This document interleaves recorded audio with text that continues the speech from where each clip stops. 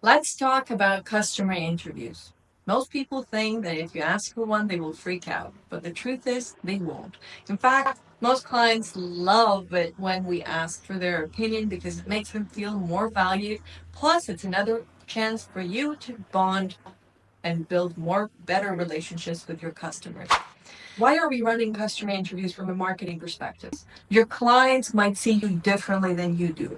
You might think that you're all about expertise and innovations, while your clients might stay with you because your project management is stellar, or because you're fast and drama free, and you won't know until you ask. And trust me, some of the best ideas we've ever had for our value props came straight from client conversations. Interviews are about gathering qualitative insights, stuff that metrics in your CRM and numbers will not tell, such as we're looking for buying triggers. What was that aha moment that made your client think, okay, we really need help here? What was that breaking point that made them start looking for a partner, vendor, or product like yours? Then we are also looking at decision makers. Who called the shots? Because as we know, especially in B2B, we are selling to buying committees with many different people and many different roles, each of whom has their own hesitations and doubts and drivers within the organization. And we're looking for the person who made that decision and ways in which they had that made that decision and objections and hesitations they might have had. We also look for their preferences and online search behaviors. So what blogs do they read? Which social media channels do they hang out on?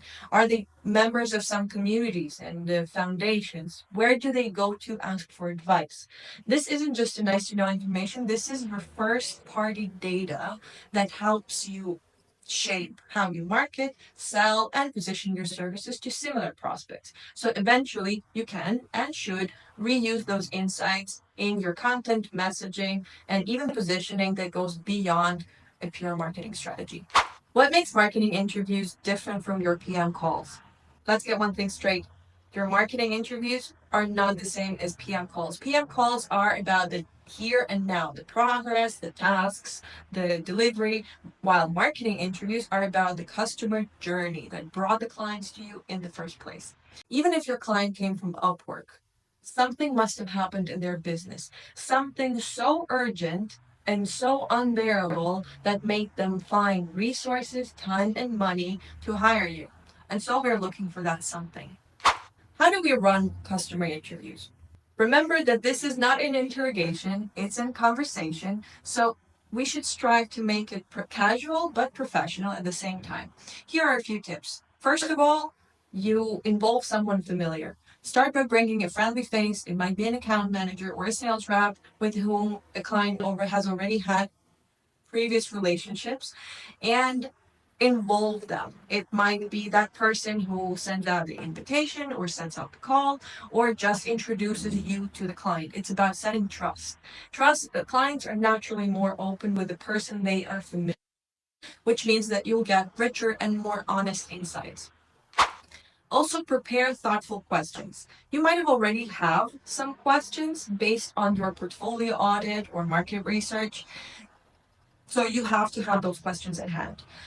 These are just your starting points. If you and you might want to adapt them to your specific client based on the answers they're giving you. So you might ask follow-up questions or clarifications depending on the insights that you're looking for.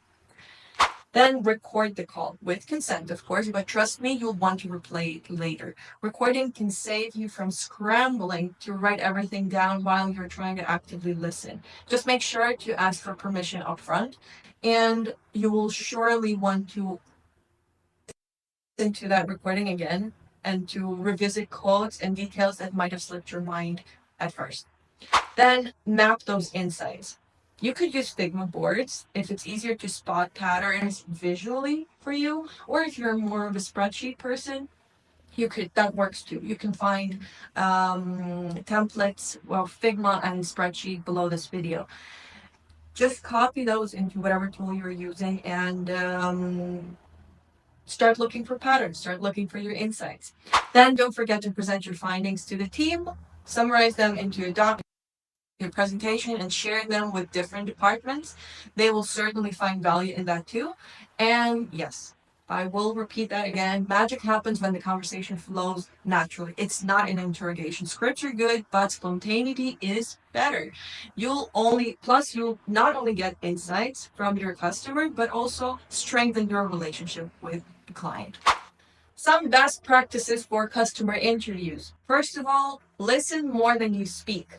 There's no need to fill awkward silences. Even if there's a pause, just let them take their time. That's often when insights emerge.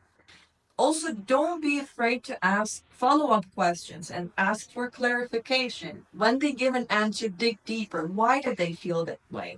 Why did they make that choice and not the other one? It's the fastest way to uncover real motivations behind their decisions. Also, be transparent. Tell them upfront why you're having the call. It's not just about helping you. Tell them that it's about improving your services, which ultimately benefits them too. Setting the context can open door to a better and more honest response. And please, lastly, for the love of God, do not pitch solutions. I know that it's tempting to fix their problems right there and then, but resist. Our job here is to learn. If you start pitching, you'll just derail the whole purpose of the interview. If they jump ahead and start answering the question number 20 while you're still on question number 3, just let them. Some of the best insights come from your clients talking freely. Don't try to force them to go back on track, just roll with it. There might be some tricky situation with a few clients when your client is an oversharer, so that extends the whole duration of your interview, or when the client is just quiet and gives you dry answers. Here's how you could handle those tricky situations. With the overtalker, the client will give you everything.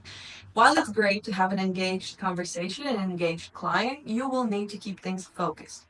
You could politely summarize what they've said so far and redirect. That's been super helpful. Why don't we dig into topic X next? And then tie their points back to your questions to steer the conversation without cutting them off. Please never interrupt your client. Never. Besides being super impolite, it might just scare them away. What are we doing with the quiet client, the one who gives you short and dry answers? It could be nerves or it could be just their personality. But you could, first of all, reiterate and reset your expectations by saying something like, your insights are super valuable to us and we appreciate your time. You could also use reflective, active listening and ask these clarification questions. So, did I understand this correctly? Correct me if I'm wrong. You could also make assumptions to make them expand on the previously asked question. You could also crack a joke to lighten up the mood and humanizes the conversation. And my secret, you could also say something intentionally wrong. People love correcting you, and it often gets the conversation flowing again. At the end of the day, client interviews give you the context that and clarity you can't get from metrics alone. Keep the conversation casual but focused, and please always, always listen more than you speak.